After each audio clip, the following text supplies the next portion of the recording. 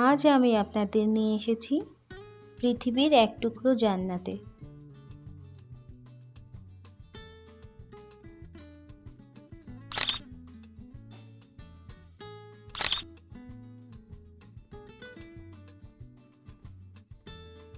আসসালামু আলাইকুম ভিউয়ার্স, আপনারা সবাই কেমন আছেন? আলহামদুলিল্লাহ, আমি কিন্তু ভালো আছি। কাশ্মীরের এই শান্ত পরিবেশ আমাকে একটা জিনিস খুব ভাবালো। আমরা জীবনে অনেক সুখী হতে চাই, তাই না? কিন্তু সুখের সন্ধানে আমরা অনেক সময় অনেক জটিল কিছু খুঁজি। আসলে সুখী সংসারের মূল মন্ত্র খুবই সহজ, যা আমাদের সংসারের অভ্যাসগুলোতেই লুকিয়ে থাকে। আপনারা যারা আমার গত ভিডিওটি দেখেছেন তারা কিন্তু জানেন, ঈদের দ্বিতীয় দিন আমরা কাশ্মীরের উদ্দেশ্যে রওনা হয়ে গিয়েছি। দীর্ঘ 17 ঘন্টা জার্নি করার পরেও কিন্তু আমরা কাশ্মীর পৌঁছাতে পারিনি। অনেক বেশি রাত হয়ে যাওয়ায় সেই দিন রাতটা আমরা মুলতানেই কাটিয়েছিলাম। আজকে সকালে মুলতান থেকে আমরা নাস্তা করেই বের হয়ে গিয়েছি। চেষ্টা করব একেবারেই কাশ্মীর পৌঁছে যেতে। যদি সম্ভব না হয় তাহলে রাতটা ইসলামাবাদ থেকে যাব। দীর্ঘ 5 ঘন্টা জার্নি করার পর দুপুরের লাঞ্চটা আমরা একটা রেস্টুরেন্টে করে নিলাম। যেহেতু অনেকটা পথ বাকি, আমার নিজের অভিজ্ঞতা থেকে আমি যা বুঝেছি আজকে আমি আপনাদের সাথে সেটাই শেয়ার করব। এই পাহাড়ি মানুষদের জীবন দেখে অনেক কিছু শেখার আছে আমাদের। তারা খুবই সাধারণ জীবনযাপন করে। আমরাও যদি আমাদের যা আছে তা নিয়ে সন্তুষ্ট থাকতে পারি এবং অন্যের সাথে নিজের তুলনা করা বন্ধ করে দিতে পারি, তবেই কিন্তু সংসারে শান্তি ফিরে আসবে। সুখ শান্তির কোনো অভাব থাকবে না। সুখ আসলে কোনো বড় গন্তব্য নয়, এটি একটি পথ চলা। পুরো পরিবার আমরা একসাথে খাবার খেয়ে নিলাম। এটা কিন্তু দুপুরের খাবার ছিল। রেস্টুরেন্টের পাশেই ছিল বাচ্চাদের প্লে জোন। বাচ্চারা তাদের পছন্দ মতো এখানে সময় কাটাচ্ছিল, আর আমরাও এই সুযোগে রেস্ট করে নিচ্ছিলাম, যেহেতু অনেকটা সময় গাড়িতে বসে থাকতে হয়। প্রায় 48 ঘন্টার মতো আমাদের জার্নি করতে হবে, তবেই আমরা কাশ্মীরের দেখা পাবো।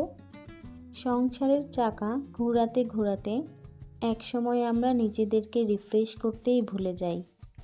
পরিবারের সবাই মিলে একসাথে রিফ্রেশ হয়ে নিলে সংসারে নতুন করে শক্তি পায়। সেটার জন্য যে দূরে কোথাও যেতে হবে এমন কোনো কথা নেই। সপ্তাহে একটা শুক্রবার পরিবারকে সময় দিন। ঘরে একসাথে বসে থাকা মানেই কিন্তু একে অপরকে সময় দেওয়া নয়। মোবাইলটা দূরে রেখে অন্তত 20 থেকে 30 মিনিট দুজনে একসাথে কথা বলুন। দেখবেন পরিবারের সুখ শান্তি অনেকটা ফিরে আসবে। আলহামদুলিল্লাহ, অবশেষে আমরা কাশ্মীরে। কিন্তু এটা কিন্তু একদিনের ভিডিও না, আমি একসাথে 2 দিনের ভিডিওটা করেছি। গতকাল রাতে আসতে আসতে আমাদের প্রায় রাত 1টা বেজে গিয়েছিল, তাই আমি আর কোনো নতুন ফুটেজ নিতে পারিনি। এটা পরের দিন সকালের ভিডিও। মাশাআল্লাহ, ভিউটা এত সুন্দর যা বলে প্রকাশ করার মতো না। আমি আর আমার পরিবার তো অনেক বেশি খুশি হয়ে গিয়েছি। আপনারা ভিডিওতেই দেখতে পাচ্ছেন আমি কতটা খুশি হয়েছি।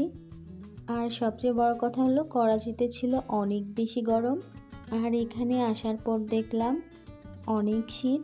অনেক মানে অনেক। হয়তো বরফ পড়েনি, তবে বরফ পড়ার মতোই অবস্থা ছিল। পরিবারের সবাই মিলে আমরা একটা পার্কে চলে গেলাম। এখানে এসে তো আমার খুবই ভালো লাগলো। ছোটোবেলায় অনেক খেলতাম। আমাদের গ্রামে যখন মেলা হতো তখন দেখতাম যে বাচ্চারা এই রিং খেলাটি খেলতো। তো আমরা 200 টাকা দিয়ে 6টা রিং নিয়ে নিলাম, কিন্তু আফসোস আমরা একটা রিংও ফালাতে পারলাম না। এরপর বাচ্চারা চলে গেল যে বাস্কেটবল ফেলবে। এইখানেও সেম, 6টা বল 200 টাকা, কিন্তু হায় আফসোস এইখানেও আমরা একটা বলও ফেলতে পারলাম না। আসলে ডিস্টেন্সটা অনেক বেশি দূরে ছিল, যার জন্য বাচ্চারা চেষ্টা করেও ফেলতে পারেনি। এরপর বাচ্চারা জেদ ধরলো যে না, একটা হলেও আমরা নিয়ে যাব। আবার 600 টাকার রিং আমরা নিয়ে নিলাম একসাথে অনেকগুলো। তো সেই পর্যায়ে আমরা জাস্ট একটা ছোট জেলি পেলাম, এছাড়া আর কিছুই পাইনি। এতেই বাচ্চারা অনেক বেশি খুশি হয়ে গিয়েছে। আসলে এখানে আমাদের কিন্তু অনেক টাকা লস হয়ে গিয়েছে। বাচ্চারা এই জিনিসটা কিছুতেই বুঝতে চায়নি। আর যেহেতু আমরা এখানে আনন্দ করার জন্য এসেছি, তাই বাচ্চাদেরকে কিছু না বলে তাদের মন মতো তাদেরকে সময় কাটাতে দিলাম, যাতে কারো মন খারাপ না হয়। পরিবারের প্রত্যেকের সুখই কিন্তু সংসারের আসল সুখ। পরিবারের লোকেরা যখন সুখী থাকে, খুশি থাকে, এর চেয়ে বেশি পাওয়া কিন্তু আমাদের জন্য আর কিছুই হতে পারে না।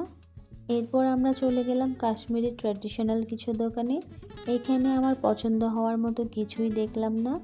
যা দেখলাম বেশিরভাগ জিনিসই আমাদের বাংলাদেশে পাওয়া যায়। এই বেলুন ফাটানোটাও কিন্তু আমাদের বাংলাদেশে আছে, তবে একটুখানি তফাৎ আছে।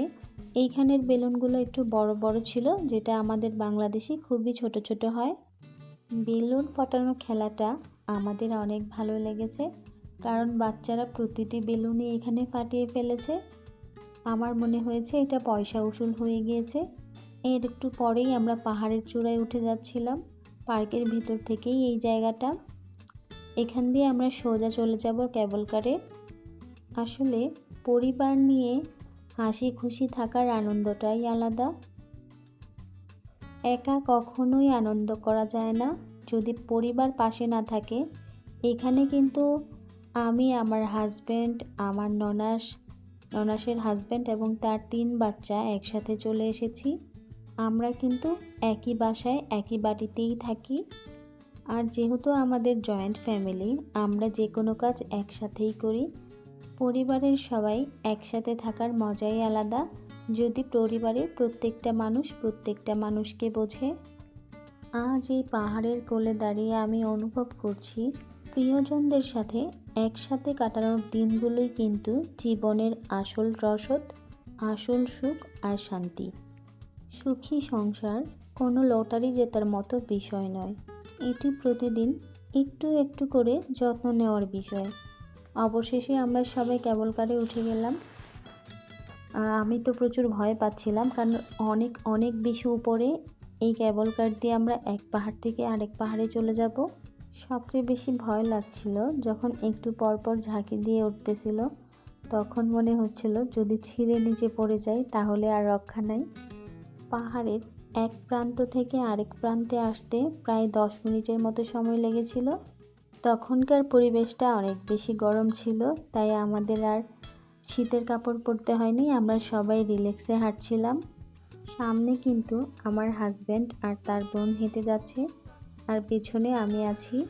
একটা চারা গাছকে বড় করে তুলতে যেমন পানি আর রোদের প্রয়োজন হয়, ঠিক তেমনি একটি সংসারকেও বড় করে তুলতে যত্নের প্রয়োজন হয়। যত্ন ছাড়া কোনো কিছুই ভালো থাকে না। আর সংসার টিকিয়ে রাখতে সবচেয়ে বেশি প্রয়োজন হয় ধৈর্য আর গভীর ভালোবাসার। আপনারা যারা এতক্ষণ আমার ভিডিওটি দেখেছেন তাদেরকে অসংখ্য ধন্যবাদ। ভিডিওর প্রথমে আমি লাইক চেয়ে নিতে ভুলে গিয়েছিলাম, প্লিজ একটা লাইক করে দিবেন। আর যদি আমার ভিডিও ভালো লাগে অবশ্যই চ্যানেলটিকে সাবস্ক্রাইব করে দিবেন। আপনাদের কাছে সংসার মানে কি অবশ্যই কমেন্ট করে জানাবেন।